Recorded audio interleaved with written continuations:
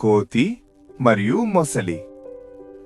పాతకాలంలో ఒక వెడలైన నది ఒడ్డున ఒక పెద్ద నేరేడు చెట్టు ఉండేది. ఆ చెట్టుపై ఒక చలాకీగా ఉండే కోతి జీవించేది. ప్రతిరోజు అది రసాల నేరేడు పండ్లు తింటూ చలాకీగా గడిపేది. ఒకరోజు మధ్యాహ్నం ఒక మొసలి ఆ చెట్టు దగ్గరికి ఈదుకుంటూ వచ్చింది.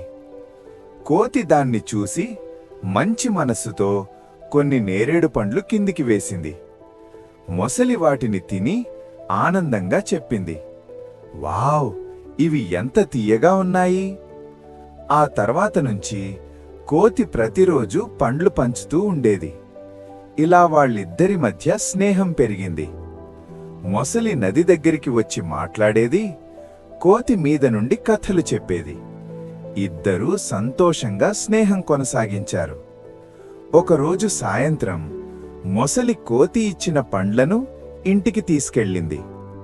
మొసలి భార్య పండ్లు తింది, కాని ఆమె ఎక్కువ ఆశపడి ఇలా అనుకుంది, పండ్లు ఇలా తీయగా ఉంటే కోతి గుండె ఇంకా తీయగా ఉంటుందేమో. అలా ఆలోచించి ఆమె భర్తను చూసి అంది, నాకా కోతి గుండె కావాలి, తెచ్చి ఇవ్వు. మొసలి ఆశ్చర్యపోయింది. అతడు నా స్నేహితుడు అనంది. కాని మొసలి భార్య నవరస నటన చేసి అసలు నిద్ర లేకుండా నటించింది. కోతి గుండె తెస్తేనే నేను బాగుపడతాను అనంది. మొసలికి సందేహం, భయం రెండూ కలిశాయి. కాని భార్య మాటకు తుదకు ఒప్పుకుంది. తర్వాత రోజు మొసలి చెట్టుకి వచ్చి ఇలా అంది, స్నేహితుడా, నా భార్య నిన్ను చూడాలనుకుంటోంది. నా వెన్నుపైన ఎక్కి నాతో రా. కోతి తన స్నేహితుడిని విశ్వసించి మొసలి వెన్నుపైన ఎక్కింది. నది మధ్యవరకు వచ్చినప్పుడు మొసలి నెమ్మదిగా ఈదుతూ ఇలా చెప్పింది, స్నేహితుడా, క్షమించు, నా భార్య నీ గుండె కావాలని అంటోంది. ఇది విని కోతి భయపడ్డాడు. కాని ఆపదలో కూడా గందరగోళం పడలేదు. అది వెంటనే ఆలోచించసాగింది. అప్పుడే కోతి నవ్వుతూ అన్నాడు, అయ్యో, అది ముందే చెప్పాలి కదా. నా గుండె నేనింకా చెట్టుపై వదిలేశా. నన్ను తిరిగి చెట్టుకి తీసుకెళ్ళు, నేను గుండె తీసుకువస్తాను. మొసలి తెలివి తక్కువ కావడంతో నమ్మేసింది.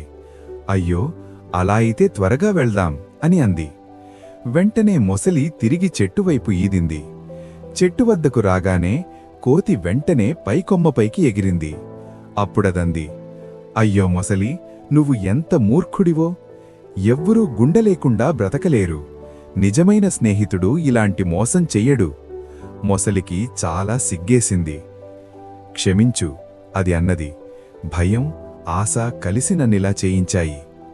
అప్పుడు కోతి మెల్లగా చెప్పింది, స్నేహమంటే నిజాయితీ.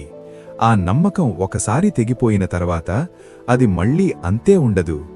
మొసలి నిశ్శబ్దంగా నదిలో ఈదుకుంటూ వెళ్ళిపోయింది. ఇకపై ఎవ్వరినీ ఇలా మోసం చేయకూడదని నిర్ణయించుకుంది. కోతి చెట్టుపై సురక్షితంగా నేరేడు పండ్లు తింటూ ఉండిపోయింది. కాని ఇకపై ఎవ్వరినీ అంధంగా నమ్మలేదు. నీతి: తెలివిగా ఆలోచించడం ప్రమాదం నుండి రక్షిస్తుంది. చూసినందుకు ధన్యవాదాలు. ఇంకా మంచి కథల కోసం టైనీ టాడ్లర్ టైమ్స్ ఛానల్ను తప్పకుండా సబ్స్క్రైబ్ చేయండి.